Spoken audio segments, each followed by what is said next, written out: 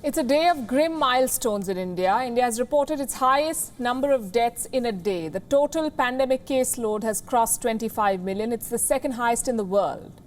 But new cases continue to fall. In the last 24 hours, more than 260,000 new cases were reported. As many as 199 districts in India are reporting a dip in cases. But in states like Karnataka and Tamil Nadu, new infections are steadily rising.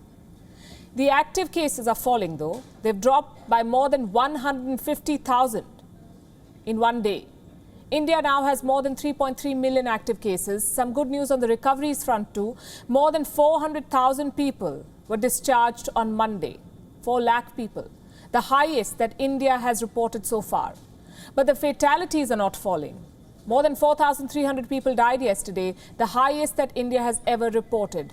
Last week, we told you about plasma therapy, how it doesn't work, how there was overwhelming scientific evidence against it, how indiscriminate use of plasma can lead to more dangerous mutations.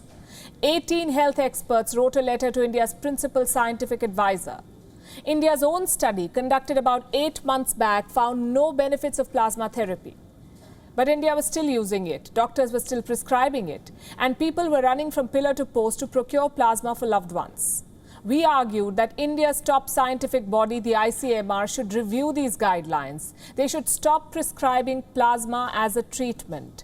And our story resonated with many of you. We heard from doctors and laypersons across the country. And last night, India dropped plasma therapy from its treatment protocol. The decision was taken by India's National Task Force. This task force has officials from ICMR, that is the Indian Council of Medical Research, and AIIMS, the All India Institute of Medical Sciences. Some positive news on the vaccine front as well. As the world struggles with shortages, the United States has finally decided to share some vaccines from its large stockpile.